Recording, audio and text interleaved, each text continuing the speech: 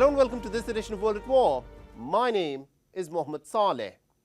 Has the tide turned in the Sudanese civil war? The situation is still too fluid to predict. But in a dramatic development, the Sudanese armed forces stormed the presidential palace and announced that they are now on course to seizing the whole of the capital city of Khartoum. The presidential palace is a symbol of power and sovereignty, and the faction that controls it can claim legitimacy. Although this is a strategic victory for the Sudanese armed forces, led by General Abdel Fattah al-Burhan, the RSF still remains deeply entrenched, stationed in parts of the Khartoum airport and controlling the territory south of the presidential palace. Our next report gets you the details.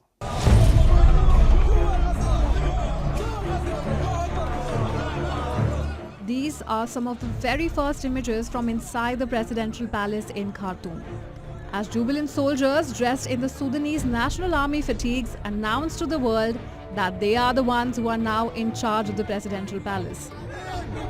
This has been one of the most significant advances in the two-year-long civil war that has fractured the Sudanese nation.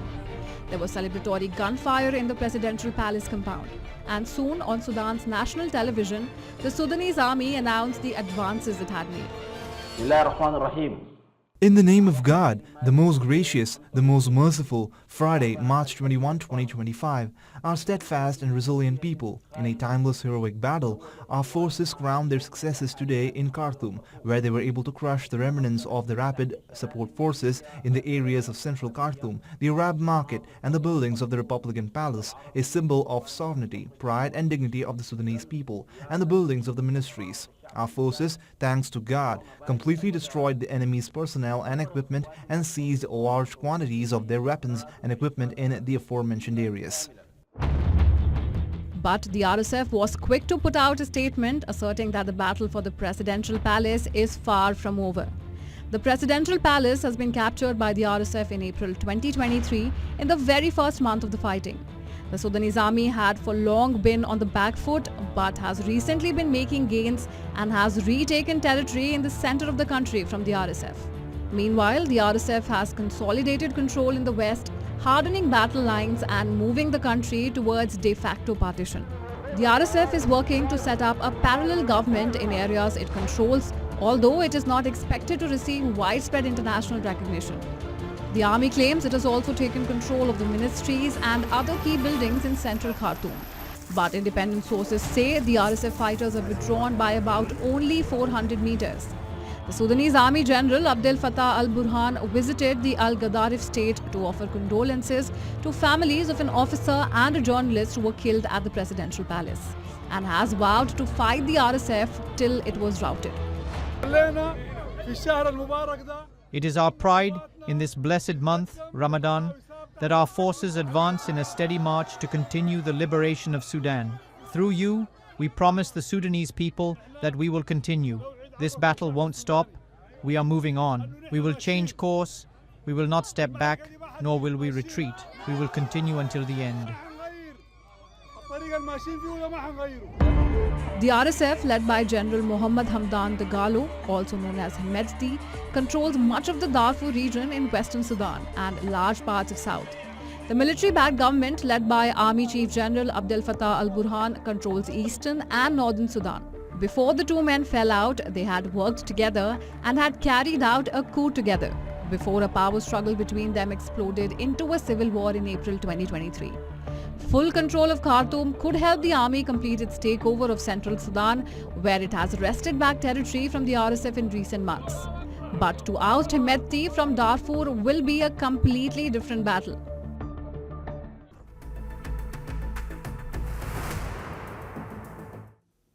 The M23 rebels have captured the key town of Walikale as they continue to push deeper into the Democratic Republic of Congo. This despite the Congolese president Felix Tshisekedi and the Rwandan President Paul Kagame calling for an immediate ceasefire after their meeting in Qatar's capital Doha. Sensing the advantage they hold on the ground, the M23 rebels have pulled out of all peace negotiations. The takeover of the cities of Goma and Bukavu by the M23 rebels has meant that the banking system in the eastern part of the Democratic Republic of Congo has effectively shut down. The economy in the rebel-captured areas is in complete disarray.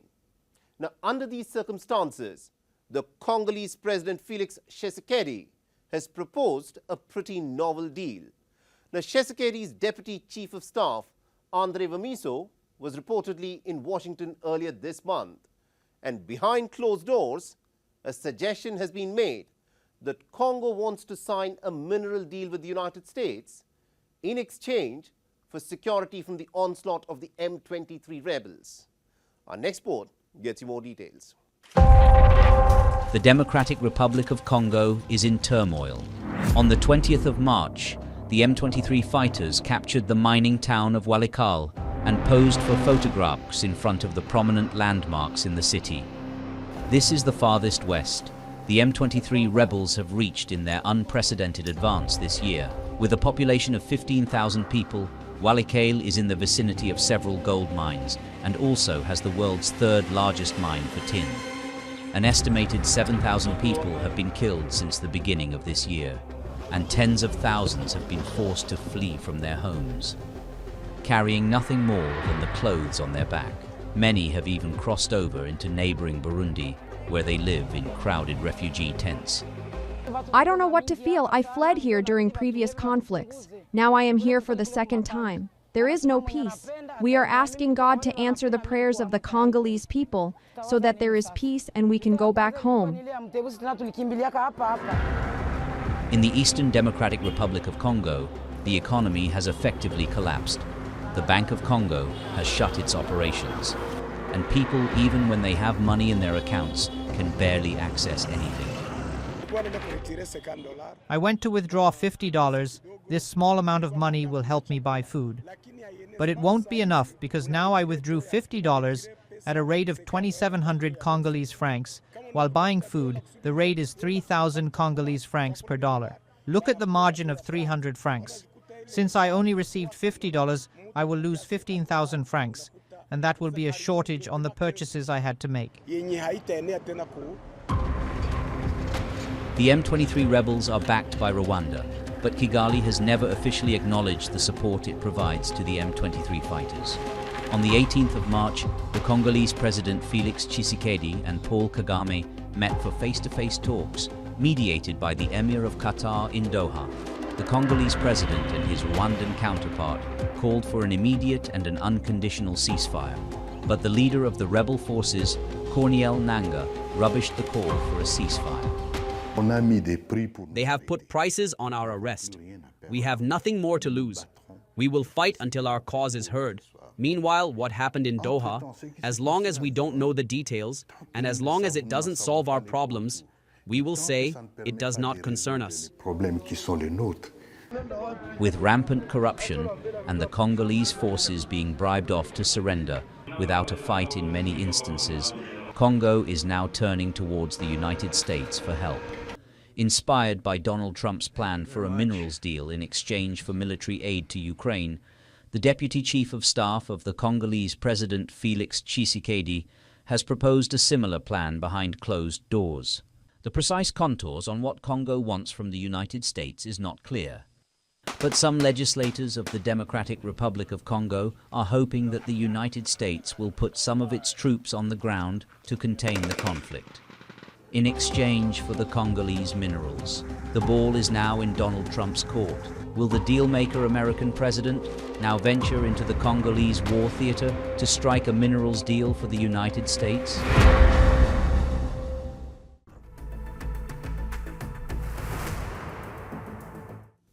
Donald Trump and Vladimir Putin have spoken.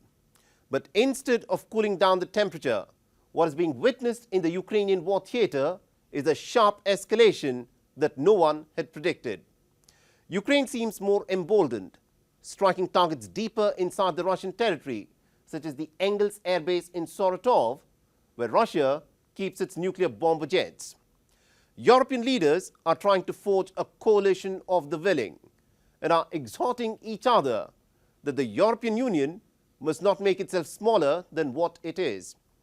If you choose to listen to what Donald Trump, Vladimir Putin and Volodymyr Zelensky are saying that it may appear that negotiations are going well for a ceasefire in the future. But if you look at what is happening on the ground, the Ukrainian war appears to be assuming a whole new dimension. Our next report gets you the details.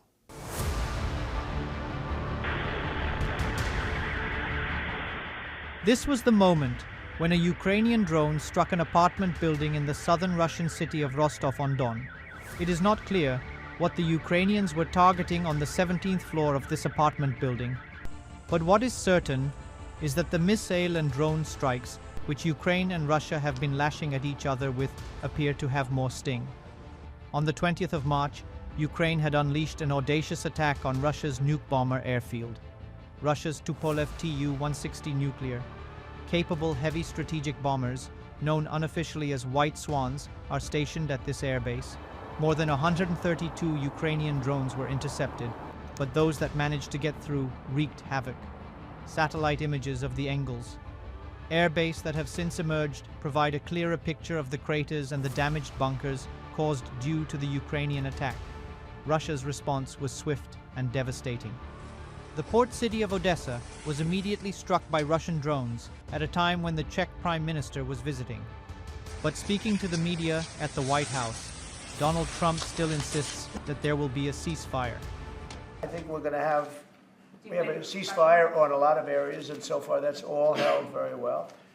And getting that ceasefire, they had a lot of guns pointing at each other. You had some soldiers, unfortunately, surrounded by other soldiers, and they are going to be, I believe we're going to pretty soon have a full ceasefire, and then we're going to have a contract. And the contract's being negotiated, the contract in terms of dividing up the lands, et cetera, it's being negotiated as we speak. But Donald Trump's mercurial approach and statements like Europe should fend for itself and that there is a big, beautiful ocean between Europe and America has sparked a fresh rearmaments frenzy. Keir Starmer, who is trying to put together a coalition of the willing, showed off Britain's nuclear deterrence by standing atop a nuclear submarine. But on the battlefield, the Ukrainian soldiers who have managed to retreat from the Kursk region after Russia recaptured Sudzha are asking some very uncomfortable questions. Kursk, which was meant to be a bargaining chip, has slipped out of Ukrainian hands. A huge number of Ukrainian soldiers have been killed in the fighting for Kursk. So how close is peace in Ukraine?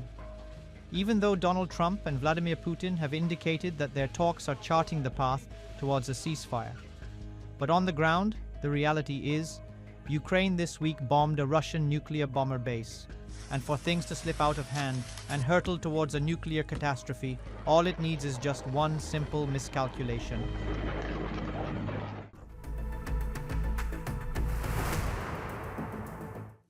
The arc of conflict in the Middle East is expanding. Israel, instead of continuing with negotiations for the second phase of the ceasefire and the release of its hostages, unilaterally ended the ceasefire and has begun bombarding the Gaza Strip again.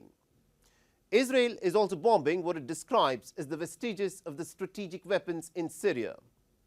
But Israel is not acting alone. It is doing so in coordination with the Americans, who have unleashed a wave of devastating bombings on the Houthis in Yemen. The United States has accused the Houthis of acting on behalf of Iran. So is the Middle East now edging closer to a bigger region-wide war? Our next report gets you more details. This video released by the Israeli Defense Forces will give you a glimpse of the scale of bombardment that Israel has carried out in Syria. According to the Israelis, what is being hit are Syria's military strategic capabilities in Homs and Palmyra. In the Gaza Strip, the Palestinians have been asked to move again, as Israel has unilaterally ended the ceasefire and has begun bombarding various locations.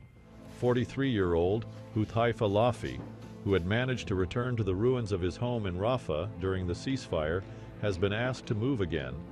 With 3 young children and aging parents, he says he has no idea where to take them next.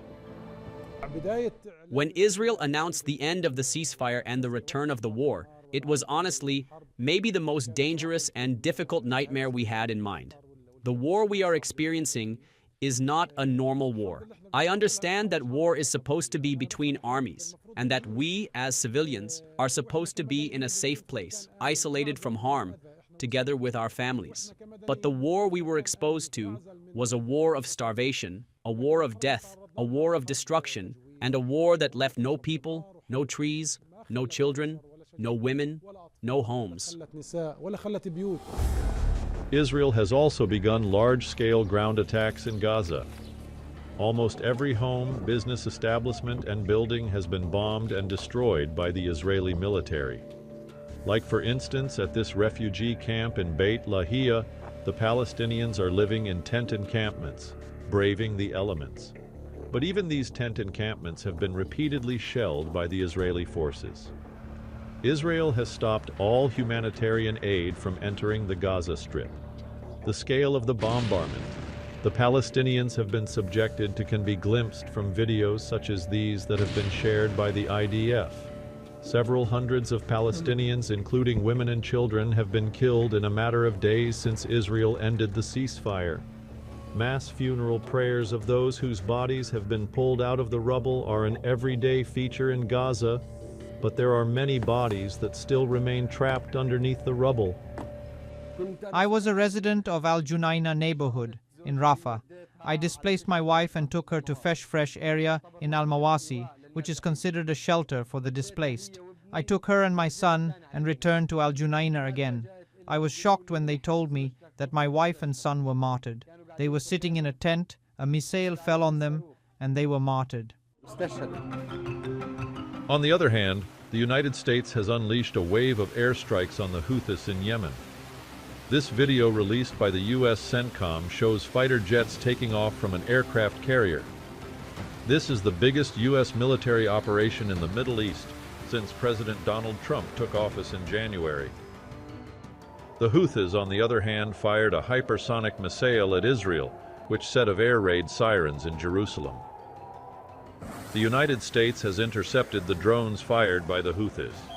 Netanyahu's decision to resume the war in the Gaza Strip has sparked large-scale protests, especially by the family members of the hostages who feel their relatives have been abandoned by Netanyahu.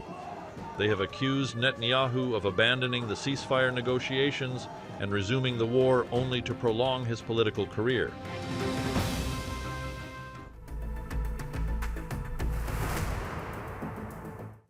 Pakistan is a nation under siege.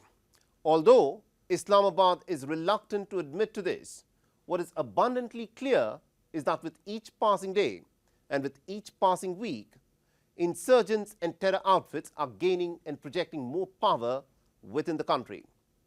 The Tehreek-e-Taliban Pakistan, which has pledged its allegiance to the Afghan Taliban, is more emboldened than ever, staging wave after wave of terror attacks across the country. Bear in mind, the stated objective of the Tehreek-e-Taliban Pakistan is the destruction of the Pakistani state as it exists, to establish a state that it wants to run with its own narrow interpretation of the Sharia law. Compounding things further, the Baloch insurgents have also heightened their attacks. After the dramatic and the daring hijacking of the Jafar Express, the Baloch insurgents have carried out other attacks, including the deadly suicide bombing in the Noshki district. Our next report gets you the details. The spiral of violence is almost unending in Pakistan. On the 16th of March, a vehicle laden with explosives was driven into a paramilitary convoy.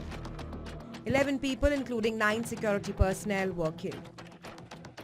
Just days prior to that, the Baloch separatists had staged a daring and a dramatic hijack of an entire train.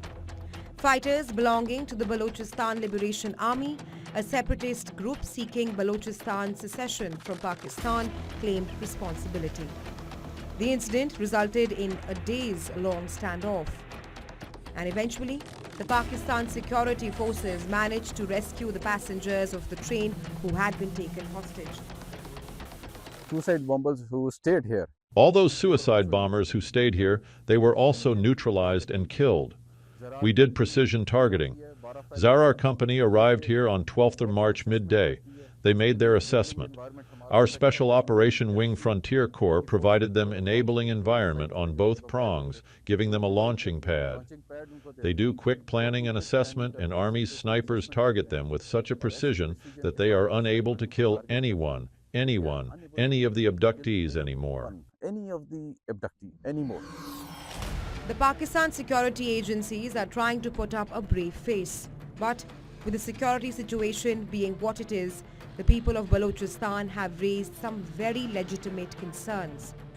The city of Quetta remains on a high alert, with multiple checkpoints established and a heavy deployment of security personnel.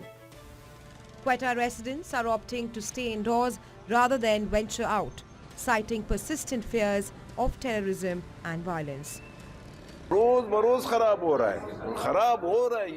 The situation is spiraling out of control and it's getting worse by the day. We've emphasized that the government must safeguard the rights of its citizens. It's a two-way street. The people must accept the state, and the state must acknowledge and empower its people. What are the people's demands? They want access to resources, equal rights, and job opportunities. But unfortunately, employment is scarce, leaving our educated youth with no prospects. With borders tightly controlled, those living on the border are struggling to survive, unable to feed their children. What options do they have? They'll turn to drugs, crime, or fall prey to anti-state elements and enemies of the country. We urge you to focus on Balochistan, home to 15 million people, nearly 6% of Pakistan's population.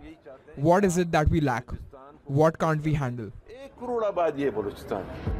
In Khyber Pakhtunkhwa, the Pakistani security forces carried out a massive crackdown against militants. Amidst a surge in attacks and sectarian strife, 10 militants were killed in the latest operation in Dera Ismail Khan. There have been a spate of attacks in Khyber Pakhtunkhwa, with 57 minor attacks being reported in 48 hours preceding March 17th, in which 16 people were reportedly killed. Day-long curfews have been in place for an indefinite period in South Waziristan region of Dera Ismail Khan since Monday. Security forces have been mobilized in the area. Southern districts of Khyber Pakhtunkhwa, including Bannu, Dera Ismail Khan, Lakhi Marwat, and North and South Waziristan, have been the worst hit by violence and attacks against security forces. The Global Terrorism Index 2025, released earlier this month, ranked Pakistan as the second most terrorism-affected country globally, a grim ascent from its fourth-place position the previous year. When the Pakistani Prime Minister Shehbaz Sharif met with the victims of the Jafar Express train hijack, he vowed that Pakistan will do everything in its power to crush the ugly head of terrorism and violence in the country. Today, we have rescued innocent Pakistanis from the clutches of these ruthless beats, but God forbid, Pakistan cannot afford to undergo any such incident again. For that, every one of us will have to play their role. Our armed forces will be able to crush these terrorists with full valor and force as soon as possible if we are united.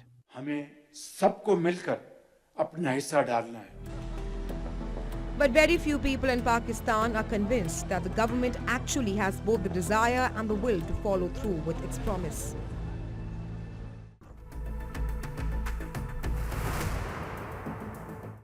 And with that, it's a wrap on this edition of World at War. And if you want to reach out to me with any comments, feedback or suggestions, please feel free to do so on the ID that you're seeing on your screens. I'm your host, Mohammed Saleh, and I'll see you again next week.